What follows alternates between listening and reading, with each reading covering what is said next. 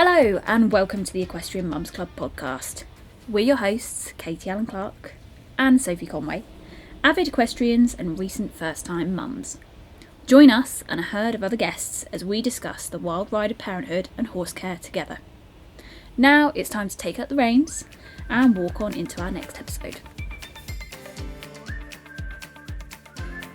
So, hello Equestrian Mums Club podcast listeners. Today we're chatting to a new guest, and we're chatting to an equestrian mum who does it all. She literally does it all. She runs a business, a household, multiple horses and children, and has recently amassed a huge social following for her daughter Phoebe via her Instagram, Hattie the Wild Pony. Wildcard pony, even. Get that right, Katie. Come on. The wildcard pony. In this episode, we're going to be talking a little bit about how she manages the day-to-day, how she manages the gorgeous Phoebe's social presence as well, because that is a full-time job in itself, and maybe she can give some tips on how to try and stay sane throughout the whole thing. So, a big, warm Equestrian Mums Club hello and welcome to Elli Sydenham. Hello. Here I am. Was that an embarrassing introduction? It's a bit weird, really, because I guess when people say, "Oh, I don't know how you do it all," I actually don't know how I do it all myself. Can you give us maybe an introduction of your own? So, for anybody that's listening that doesn't know you, what's your approximate location? How many children do you have? How many horses do you have? And what's your family setup like? Okay, so we're based in the south of England, so we're in Dorset. And I've got Phoebe, so I've just got the one daughter. And we've got 4 ponies. So we've got we've got 4. We haven't got them all to ourselves. We like to share the love. So 2 are out on loan. One is with Phoebe's cousin. One's with a friend of ours, and then we've actually got 2 on loan to us. So it's kind of 4 in the sense of that we have a responsibility for, but 2 are kind of sublet out to friends and family. But yeah, and really in terms of the family setup, it's me and Phoebe, and with the horses. So I class myself as a first generation equestrian and a first generation equestrian mum. So I'm coming at it for the first time, both from myself and then as a mum. And so my parents are not horsey at all. My family, so my great auntie and uncle are they're into racing. They got race horses, and when I was young, I used to just want to spend all my time at the racing yard. And I got to go out hunting and things like that as a child. And my uncle is the one who kind of said to my mum, like, well, I'd like to, help the girls out, and I'm happy to pay for their lessons. And my aunt and uncle basically paid for our riding lessons, and we rode at a local riding school. And that was it. We begged, stealed and borrowed ponies. I'd ride anything and everything. The more mental it was and the less other people wanted to ride it, the more I'd be like, yes, me, I'll ride it, I don't mind. And yeah, so I've kind of been around horses, but I didn't have the opportunities, I guess, that some others did, and certainly that Phoebe now has, because my parents weren't horsey, and we didn't have the opportunities, both from a setup perspective and financially, for me to be able to do that, and my sister. But we finally got a pony of our own when I think I was 18 and my sister was 16 or something like that, and it's mental. I mean, it was what you could get for £600, which is what my dad gave us, and it was mental. It had one eye.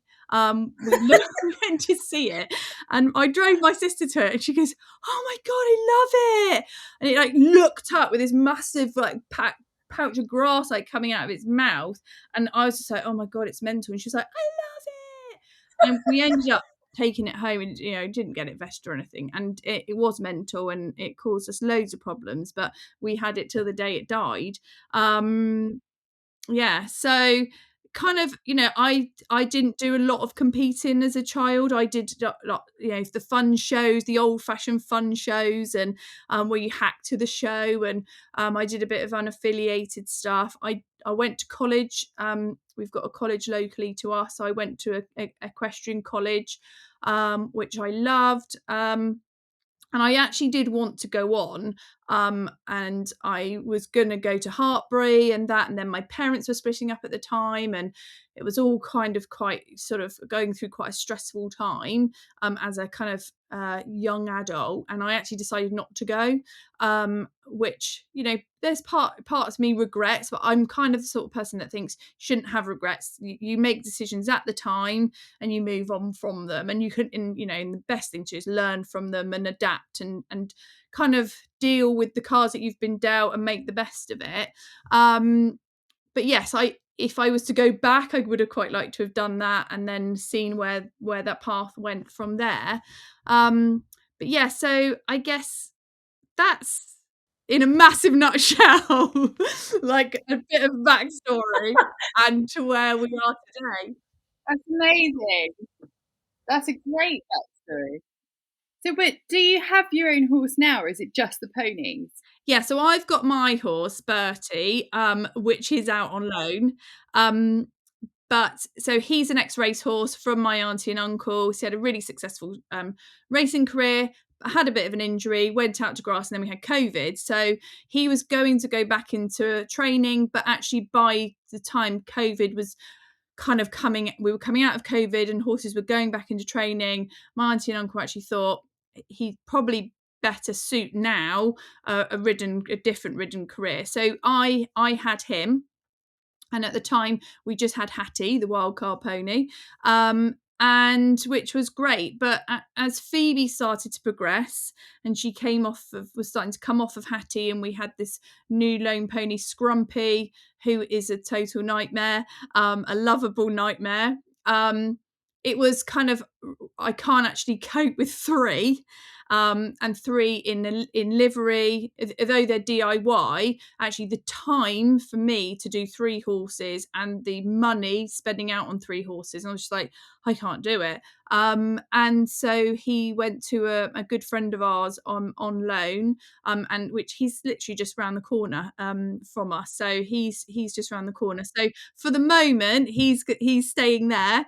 And really, I guess it was a choice that I made, was to put that on the back burner so I could put all my efforts into Phoebe. That's just so lovely, and we hear that a lot, actually, don't we? Like, as we're going along our little journeys, and I'm still fighting tooth and nail to have a little bit of my own, but I'm not sure how that's going, actually.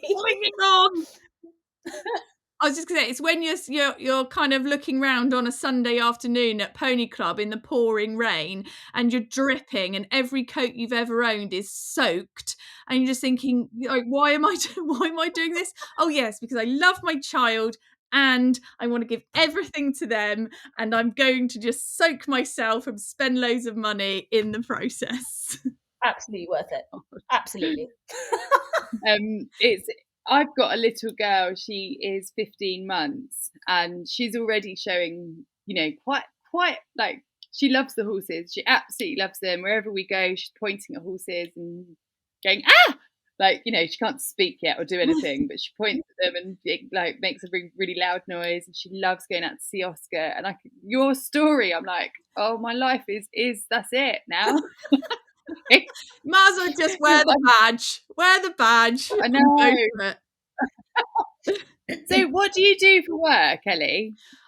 So I've got a business with my ex-husband, which people are like, what? Okay. You work with your ex-husband? I'm like, well, yeah. Interesting. Yeah. And it is interesting at times, and I'm sure he'll say the same thing. But really, it was a case of, we could have kind of gone, right, okay, let's split the business and you have it or I have it or whatever. But actually, the important thing was, for me to be able to have the flexibility to do the stuff I do with Phoebe, and to look after the horses, was to be able to have a job that allowed me to do that. And that having my own business and being able to do that allowed me to be there for Phoebe. And I'd done the corporate career, and I'd done that for a very long time, and I had the opportunity to take a redundancy. It was a couple of years before COVID, and I actually thought, do you know what? I just don't have the time to do anything else, to have a pony, to all of that work, because I'm just, even though I was kind of flexible working, but wasn't really, because I was still, if I wasn't in the office, I was still working from home and things like that. And I just thought, actually, something is saying to me, take the opportunity, take it. And I had this like little saying of taking a leap of faith is one of the most liberating things you can do. And it's actually a boss of mine said that to me and said, Ellie, I know it feels alien, but you're going to be fine and you'll go on to do something else. And if you're kind of thinking it now, just take it and run and go and do something. So I did. I took the redundancy and I took a month off, and I actually took a month off and thought, right, I need to do something, because I'm like, I'm bored. And I just kind of, I started out helping small businesses and things, just with rebranding and all sorts of different sort of things, utilising the skills I'd learned in the corporate world. And then we had the opportunity to start this business, my husband and I, and we basically look after boats. That's what it is. So it's not my background at all. I like going out on a boat. It's quite nice when you can drink a gin and tonic on a boat in the sunshine and things like that. But I actually don't do any of that. I just basically get things done. So I'm a jobber, basically. I get stuff done. I send lots of people emails, but it's something I can basically do. And I can do it from my phone. I can do it from my laptop. I can do it from home. I can do it from the yard. And so that's kind of, so I do that. That's one thing. And then that is, do you know that the whole boat thing, I know that you're not there. I've just got images of you like sailing around or sipping a bottle of champagne. I'm like, can we come and join you, please, Ellie? I know, it's more like sat in the bath with a bottle of champagne than actually out on a boat, but sat in a stable crying into a bottle of crying champagne. into my wet stable because it just rains all the time. Can we also just revisit as well? You are, I mean, an ex-husband that you work with. I've got so much snaps for you. Yeah. I know. That must be, obviously, it depends on how you ended a particular relationship, but even when you end a relationship amicably, even with a friend, let alone anything else, it can be really hard to pick up in a working environment. Yeah, and it is hard. It is hard at times. And you kind of want to really move on from every aspect at times.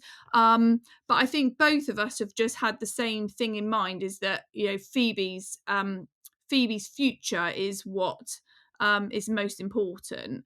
And so to enable her to have the life that we both worked hard for her to have, it's the most sensible thing for us to do right now. And as things develop and time develops, and I might choose to do a different thing, we'll kind of cross that bridge as it comes. But it's definitely challenging at times, and I'm sure he'll say that about me, because I'm very different, and also because he doesn't really get the horse thing.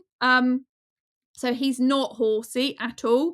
And I had, I guess, the horses prior to being married, heavily involved in the horses. I did, my goddaughter at the time was on the lead rein, and I did lead rein with her, and we went to Hoy's on a little home produced pony that we had, and all of that. And I think he was just like, what, you're just away all the time? Like, you use all your holiday from work to go to a horse show? Like, we love it. I could have told you then that it was doomed. Yeah, so yeah, exactly. I mean, there's quite a few things that wasn't going to work out. Do you know what though? So I love your mentality about this, because ultimately, when you have a child together, you're stuck with that person, whether you are going to have to really, ideally, have some kind of relationship with them for the rest of your life, because your kid is their kid as well. So yeah, I mean, this is the thing. So you can't get away from that fact. As much as you want to. No, some of my friends are like, I don't know how you do it, and like, you staying friends like, at the early stages. And I said, well, we haven't really got a choice, other than be at each other's throats. So. But I think this is the thing sometimes with the businesses, where I'll be at the yard and then he would ring me and ask me what I'm doing. I'll be like, oh, I'm doing the horses. And I think he thinks, well, what, she's not, is she working? What's she doing? Why is she at the horses again? And I feel like sometimes I've got to justify, and I've got to have a reason, and I've got to like build up this whole big story as to why. I'm like, no, I'm just at the horses, and this is what I do. I do the horses, then I go home, and then I do some work. Or sometimes I sit on a deck chair in the yard and I do my emails on a nice day when it's not pouring with rain. Oh, Ellie, that I think what you've just said though really would give somebody hope if they were going through a breakup at the moment, because actually that's co-parenting done right. It's done with the child in mind in the first instance, and you're still working with the man and you haven't emigrated anywhere, so it is exactly a hopeful story. And I think the thing is you have to put your own kind of I don't know what it is, but not your feelings, because your feelings are real and your feelings are there, and it is hard. And when you want to just move on, or you don't want to have to speak to that person or whatever, but I guess I would say is, if you were going through this situation and you can put all the things aside and just focus on your child or your children and make them the reason that you're still talking and making things as amicable as possible, you'll feel much better for it. And I just felt like I don't have a choice. This is the choice I have to make, for it to not be really horrible situation for Phoebe as well, really. And I've got a question. This isn't all about your relationship and your ex-husband. We can move on in a minute. Honestly, Ellie, I find Katie loves talking about relationships, and every time anyone brings up a man, I'm like, oh, boring. Come on. Move on. Anyway, and I was at a counselling session. Be any partner. No, change the subject. It doesn't have to be a man. It could be a partner. I just think that it's always really interesting to talk about this, because generally speaking, people don't bring children into the world on their own. And so there has to be some level of support in some way. So I just find it interesting. So how one would assume, and I might be getting this wrong, you could totally tell me, you live geographically fairly close to one another still. Yeah, fairly close. It's about for 25 minutes, half an hour probably away from each other now. To start with, we were very close, but about 25 minutes, I guess. So does that mean that you share childcare with Phoebe then? So yes, I would say predominantly Phoebe is with me, and that is really because of the horses. So for her, that's why you've got so many. Yeah. It's total black. So help me. That would just keep loading them up. That is, she's with me mostly because of the horses. But she does see her dad a lot. So she usually goes to him on a Sunday after. So if there's been a competition or she's doing some training or something, we'll get that done. And then she usually goes off to her dad on a Sunday, and then she usually goes a night in the week. But she will they go away in the summer, and they, in the holidays, she spends time with him, and he's really into country kind of pursuits and things, and Phoebe goes off and does stuff with him with that. So she gets that sort of side of it as well. But we kind of haven't done like a strict 3 days on, 3 days off, or anything like that, just to really, again, for Phoebe, for what Phoebe wants to do. And because the horses isn't his thing, he will go up. Like, she'll say to him, right, Daddy, when you pick me up from school, can we go and do the poo picking? And I'm like, yes, you can do the poo picking. And then like, the other night she phoned me. She's like, Daddy and I are just in the field. Do you want us to do Sansa's field as well? I was like, yes, that would be great. Thank you. So he comes along and he watches her at competitions and things like that. But he doesn't get involved in the day-to-day side of things. That's just down to me. I can imagine that, actually. What can you tell us about Phoebe? What is she like? Is she funny? Does she work hard at school? Yeah. So obviously, we know she's completely pony obsessed. She is completely pony obsessed. So Phoebe is, she's very funny. She's got a really dry sense of humour.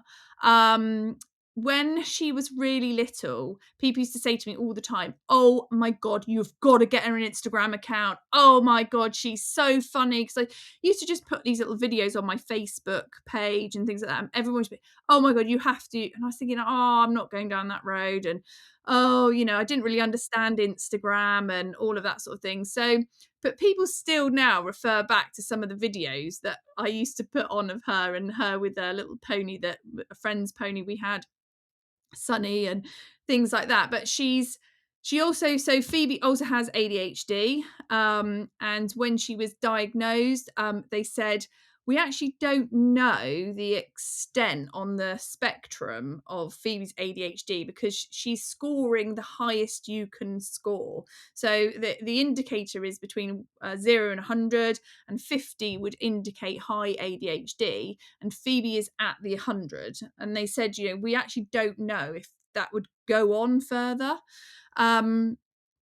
So for Phoebe's school is really tricky. But since her diagnosis, it was recommended that she took medication for school, and I was really worried about that and nervous about that. And the consultant was brilliant, and she said, look, if we told you your daughter had something like epilepsy, and this drug is going to help that, you would just take it. And she said it's the same with ADHD. This drug, it is a drug, but it's going to make her life so much better in school. And so we trialed the drug. So we've always been really open about the whole ADHD thing. The consultants were brilliant at helping me to explain it to Phoebe, and in a way that it's not a bad thing, because if you put kind of attention deficit hyperactivity disorder, the 2 Ds in that, kind of put those together, makes it a really kind of bad thing. But they were really good about turning that on its head and making it actually, this is a real superpower. And we talked about the benefits of horses with kids or adults with ADHD, and all that sort of thing. So she started the medication, and she actually said, Mummy, I feel like I've been saved. I was just like, oh wow. I mean, that literally could still make me cry now. It was, yeah. Oh, that's Sorry, cry alert. Yeah, cry alert. Yeah, she said, I feel like I've been saved. And that for me was so powerful. And I would say this to any parent who's kind of on that wobble of, do I do this for my child? And also, if you've got any inkling about ADHD in your kids, just go and push for them to get a diagnosis. Can you tell us, this has gone, so I didn't know about this with Phoebe just from following you. Maybe I've not paid enough attention to the socials, but no, I think we just probably haven't we don't hide it, but we just probably haven't Yeah. exposed it, I guess, as much as This conversation's gone in a we different could. road to me, but it's really weird that you're talking about it, because I went away a couple of weekends ago with some family friends, and one of the girls, who is like, you know, my all-time best friend ever, one of my all-time best friends ever, she was diagnosed a few years ago. She's 34, I think, 33 or 34 now. She was diagnosed a few years ago with ADHD, and we were sat around the table eating. She said, we were talking about whether you should make your kids sit at the table and eat their dinner. And, you know, when I was young, it used to be like, you finish everything, otherwise you are not allowed down. Yeah.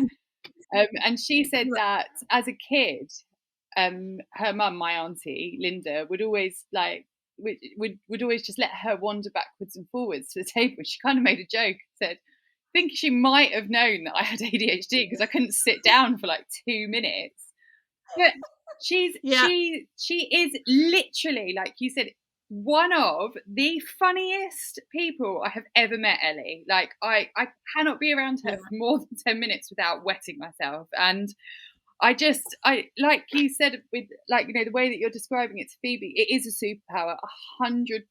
Everything about Lily, my friend, is just the best. So I'm completely with you. Ellie, what made you think to get that investigated for Phoebe, in case anyone's wondering? So I had an inkling from literally the day she was born. So she was a low birth weight baby. She was only £4.15. She was tiny. We called her the micro child. So she was known as the micro child, like a child, only smaller. That's how we described her. Yeah, she was just this amazing little person, but she didn't sleep. She just didn't sleep. She was so underweight. She was under the chart. And so she basically just kept dropping. And then she was under the 0 centile or whatever it is. But she was sort of tracking her own line. And then they wrote in my red book, failure to thrive. And that for me was like, you have failed as a mother. Your child is failing to thrive. It was horrendous. I actually don't know quite how I got through all that, but she had to be prescribed specialist milk, which was actually what a winner, because it came in the ready-made cartons and it was free. So I first of all went through the whole thing of, oh my God, I can't breastfeed. My milk's not good enough. I've got no milk, like freaking out myself. And the GP I had was amazing. She just sat me down, like literally pointed a finger at me and said, your baby doesn't need a social life. You don't need a social life. We live in a first world country. We have good sanitization. We can bottle feed our babies. We've got amazing milk. Now just pack it in and just do what's right for your baby. And I was like, okay. But it was like full on. But it was like a shock to say, stop listening to all these people saying you must breastfeed and you must do this, and if you don't, you're a bad mum. And it's actually not about that. It's about the baby. So she was having to be fed every 2 hours, regardless of day or night. But she just didn't sleep. She's just on the go all the time. She walked at 9 months. She could talk at a year old. I went to the consultant at a year old, and the consultant said to me, I do not want to see you again. This child's small, but look at her. She's running around my office. She's a year old and she can talk to me. Like, what the heck? So that's when I knew that Phoebe was, she was wired differently. Yeah. And from that moment on, she used to do these things where she used to do this rhyming. Everything had a rhyme. But she'd make up words. So she used to be like, right, I'm going to do rhyming. She was like 18 months old or 2 years old or something totally ridiculous. And you'd be like, okay, here we go. Violin and violin, television and television. If you just, and it would go on and on and on. I've got videos of her like racing around the kitchen in a superhero outfit, and then and she wants to be on the I want to be a YouTuber. You say she'd be like, she'd be talking to the iPad. Hi guys, I'm Phoebe. It was just, and then she went to school. Oh, when she was at nursery, pretty much every day she didn't go in normal clothes to nursery. Like the nursery used to absolutely be in fits over it. But like, what's Phoebe going to be today? And so she'd have to be a character, and I used to have to face paint her different My Little Ponies. So she'd go onto the internet on the iPad, choose a My Little Pony, and then I would have to face paint that. I'd have to face paint it before we could go to nursery. So I'm there trying to get ready for my corporate job with a child that wants to be, I don't know, Applejack for the day, and then take her into nursery. Hi. I went in one day with her and I said, I can't actually do anything. She's painted her whole face with a red Sharpie. I've tried to get it off. I can't. Bye. Her whole face was a red Sharpie because I didn't have time to do the face paint, so she face painted herself with a red Sharpie. Ellie, I'm dead. I'm literally dead.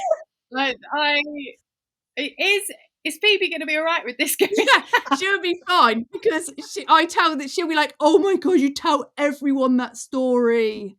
Because it's hilarious, that's why. Yeah.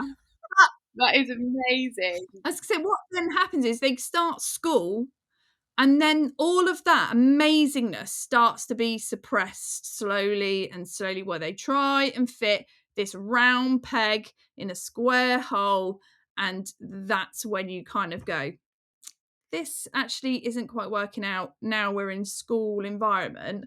And that's when I knew that I had to get a diagnosis for her, so that as she moved through school, and if she needed medication to help be what school needs her to be, and actually the school she's at now is absolutely incredible, and it was a hard slog to get to that place, but they recognize it. They recognize her ADHD, they accept her ADHD, they put things in place to help it. And she started that school and she said, Mummy, for the first time, I feel like people understand me. And so I had... trying to make me cry. But you have to fight for that. Like, you have to fight for that, and it's really hard. And so I would say to anyone who's got a child who literally they think, or yourself, I mean, I think it's pretty obvious I've probably got ADHD myself. But yeah, here we are. And I used to do, as part of my job, I used to do personality profiling on people, and they used to talk about, what sort of what colour you are, and what your traits and characteristics are, and what your kind of dominant characteristics are. And I'm like, it's just neurodiversity. It's like everybody's slightly different, and like I feel very strongly about, I mean, I could literally talk about this till the cows come home, but education it's moved, it's better, but it's just not where it needs to be for different learning styles and things like that. And that's what I think with the horses, it's given her a total lease of life in a way that it's something that she can do her own way. She can find her own way through it. It's something that she loves, she's passionate about, she's good at. Someone's not going to say, you can't do that, Phoebe. And you can take it at your own pace. So she doesn't have to be here right now, whereas at school she has to be here right now. So it could take 10 years, it could take a year to reach the goal, whereas in school, no, it's very clear on where you need to be and at what time you need to be. So for her, it is the place where her ADHD can just be free. She can be free.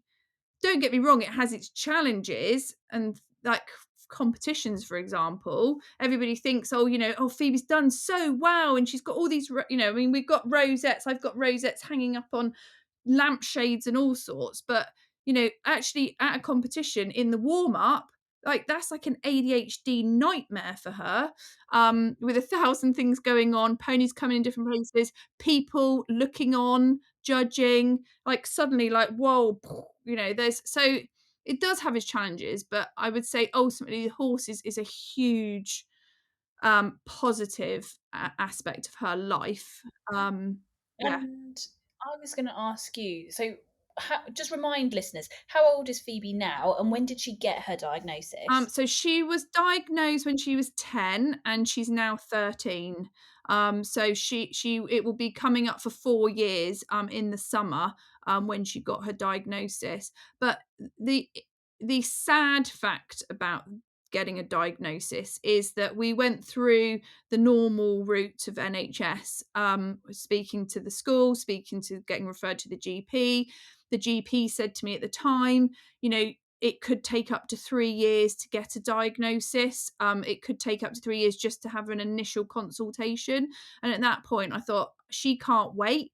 And I couldn't really afford to go down the private route because I'd had friends go down that route and I knew how expensive it was. But I actually felt like I didn't actually have a choice. And I thought, I'll just stick it. I literally will stick it on a credit card or something. I'll work out a way to do it.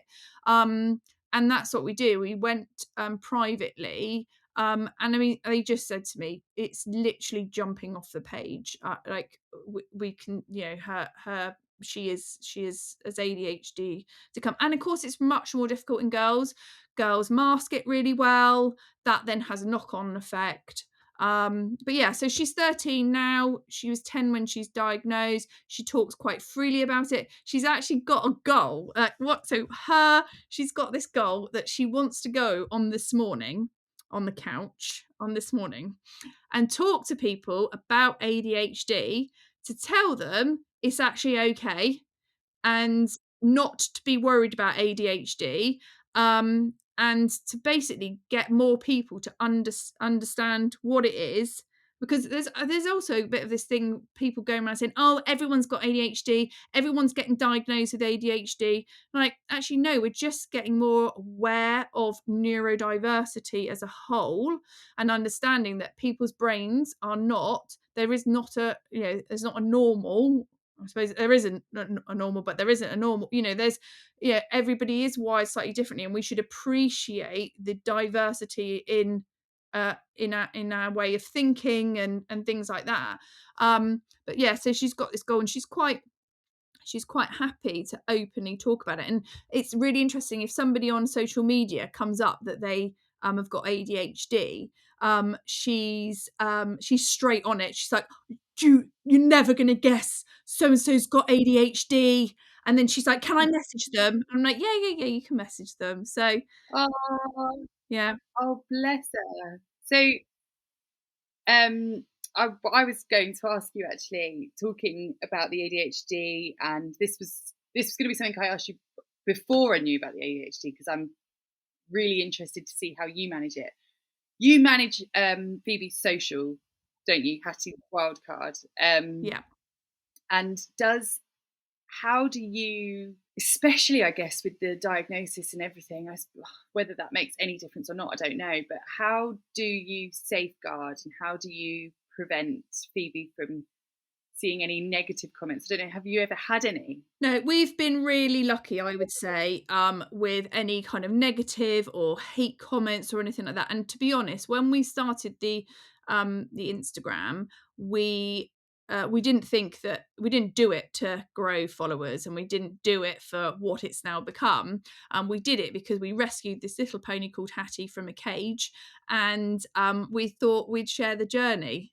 And yeah, and Phoebe'd had a really bad accident and she had broken her shoulder, and I needed a pony that was safe, and I ended up seeing this pony in a cage, and I just took it home the same day, and I had no idea whether it was going to be safe, no idea that she was going to ride it. And to be honest, they just bonded, and she used to do loads of lead rein with it, and like stuff in hand and jump in little courses and stuff like that. So we just started, someone said to me, why don't you share it on Instagram?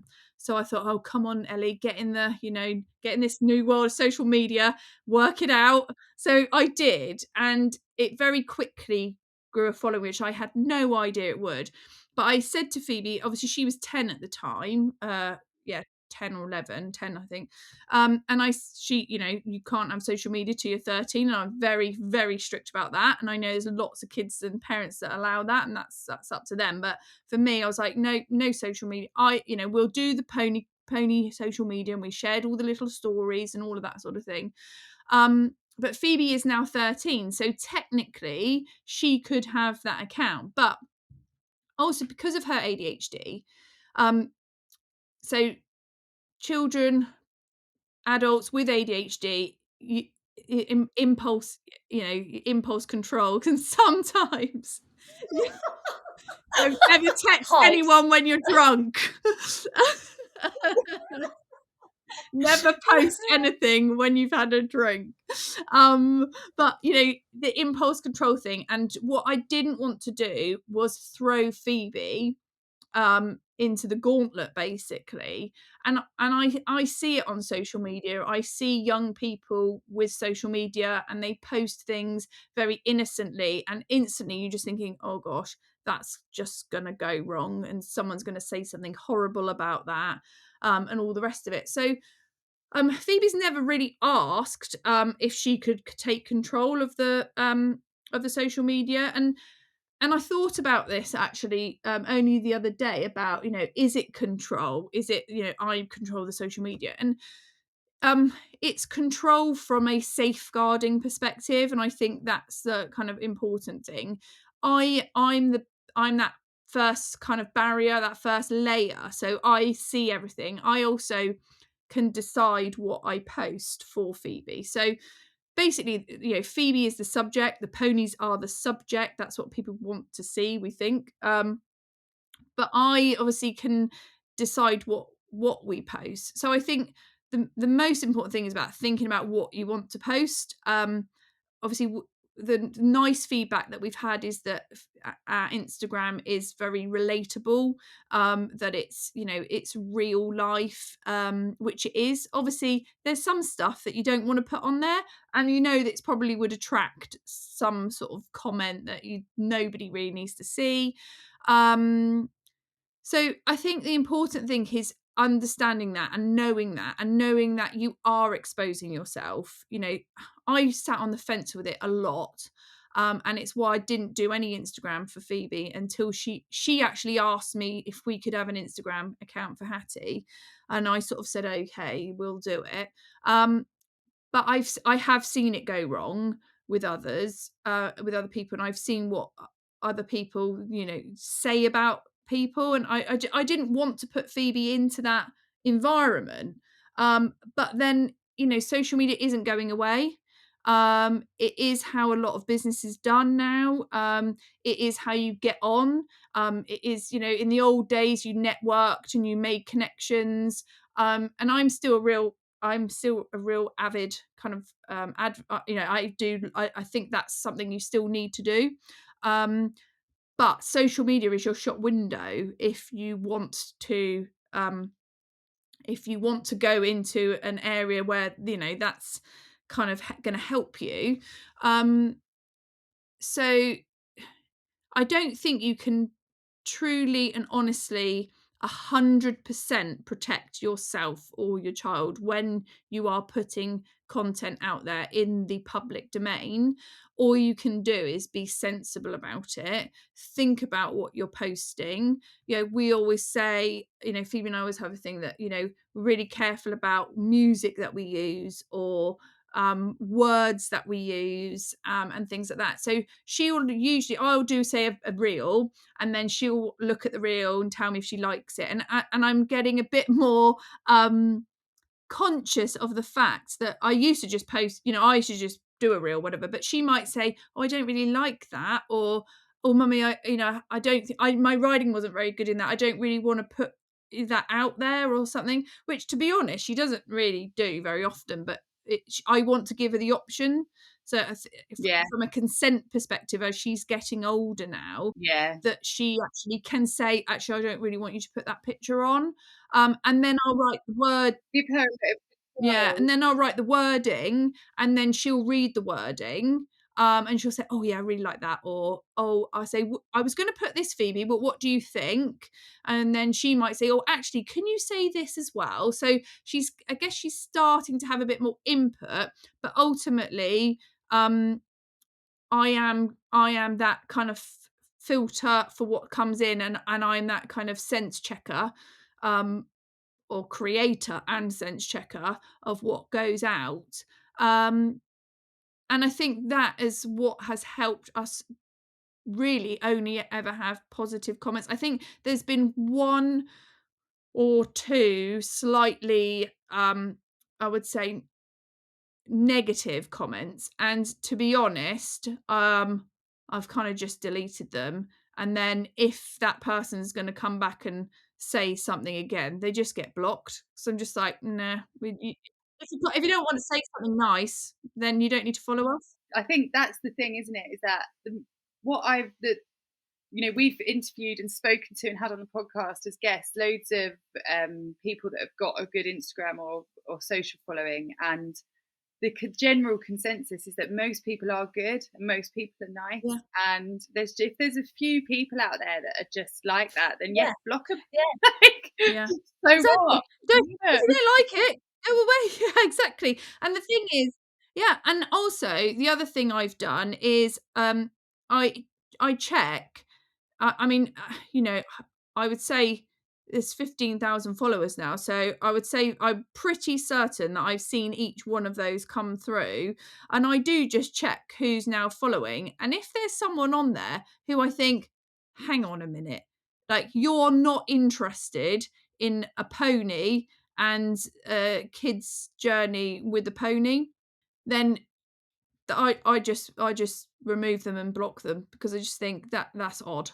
So if there's anybody that follows that I think that's not odd, and someone actually said to me, it's not about the number of followers you've got, it's about the people that are engaging with you, and if they're following you for the reasons that you're doing it in the first place. So there has been a few really odd ones where I just go, or they don't put a profile picture and they've never posted anything, and I think no. And it might be a child, but it might not, and so therefore they just get blocked.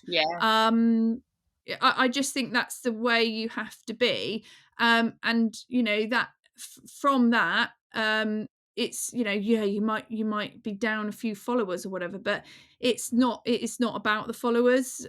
For us, it's about the journey, and if the people, the lovely people that follow the journey, it's sharing those, and we've made some really lovely friends through it, which is the lovely side of it. It is really nice. One of the downsides is you do feel like you're always, the child is always kind of on show, and there's like a bit of an expectation to keep posting like great updates, and sometimes things don't go to plan. And Phoebe had a little bit of a wobble recently with her new pony, and we took it, she did she went to Bicton for BE youth training, and they had a bit of a wobble, and actually Cameron Beer was brilliant with Phoebe, and he just said, look, Phoebe, this is your homework, and you go away and you do this, and you just take it all back really small, loads of repetition. And she was like, yeah, I'm doing it. And we went away and we did the homework, and she's come back stronger. And that's the stuff that I think you need to tell, rather than just, oh yeah, it's all really great and everything looks amazing and we're just in this amazing yard, and because we're in a normal yard.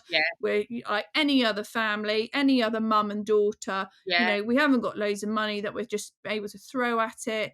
Phoebe's now on her second young pony that she's producing herself, obviously with a bit of help from great coaches and that sort of thing. But it's a journey, and we share the great bits, but there's also bits. She had a great coaching session the other last Friday, and actually I didn't even pick up my phone once to film her, and it was really nice that she just could concentrate on that without an expectation that she's got to show that off, I guess, to anybody. So I think the social media thing is it's a bit of a double-edged sword, in that there's amazing things that have come out of it, and she's had some absolutely awesome opportunities.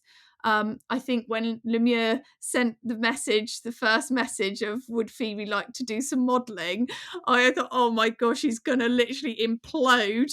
I just was like, replied, yes, she's going to implode. And those guys have been amazing. And all the other brands that have come and supported Phoebe, and the people that she's met, and the interviews that she's done, and she loves doing the interviews. Amazing. So it's got some absolutely amazing sides to it. I just think my worry for young people is that the understanding, there isn't anything to help, I don't think, out there to help young people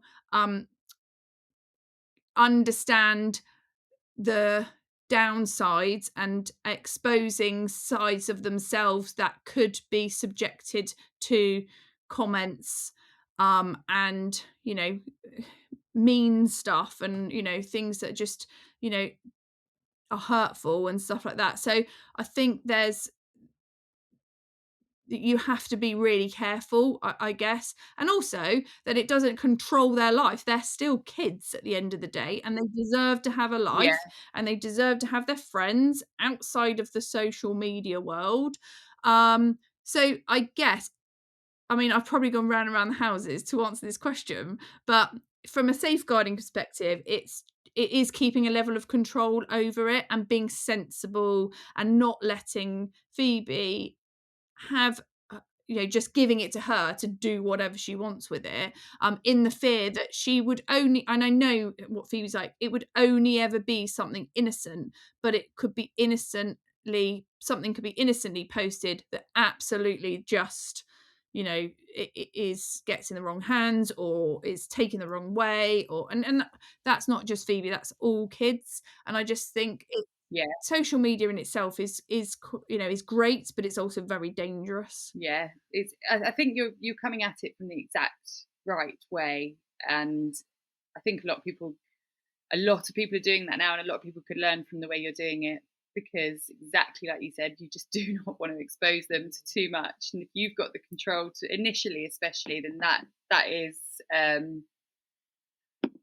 that's probably the safest way to do it, I imagine. So interesting, absolutely everything you've said, and so grateful for you for coming on here. We basically, at the end of every episode, we ask the same question to everybody, and I think that you're really well positioned to answer this. We always ask for our listeners if you've got any advice for any expecting equestrian mums out there. Yeah, I think what's my advice? I think the main thing I would say to anyone is just be you as an equestrian mum. Just keep being you, and everybody wants to give you their advice of how to be, what you should do, whether it's right to carry on riding or not carry on riding, or give up and put your kids first, or have an Instagram or not have an Instagram.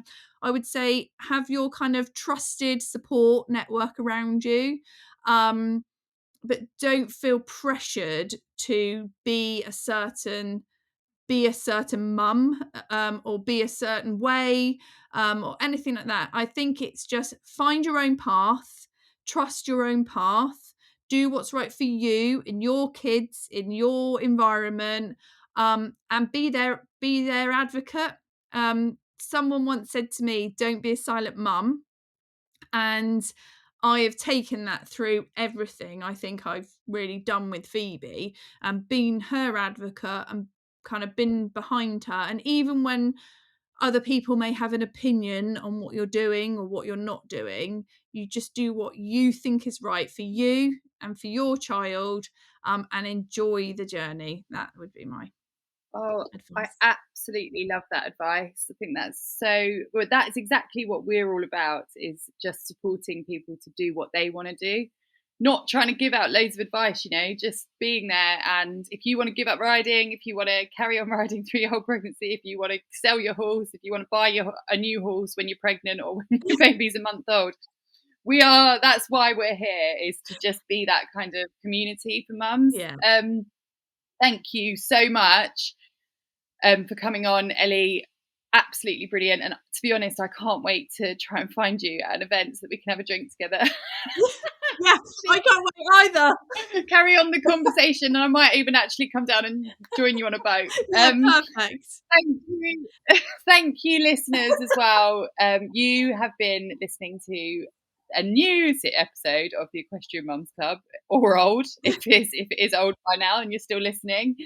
Go and give Hattie the Wildcard Pony a follow on Instagram and keep up to date with their journey. And thank you. Thank you. We will catch you on the next episode. Yeah, thanks for having me.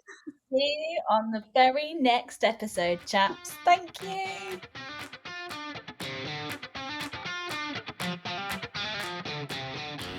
Thanks for listening to another episode from the Equestrian Mums Club. It's been great to have you along for the ride. We've been your hosts, Katie Allen Clark and Sophie Conway. Make sure to hit the follow button to hear more from us as we dig deeper into the world of ponies and parenthood. And until next time, stay smiling, safe, and stay sane.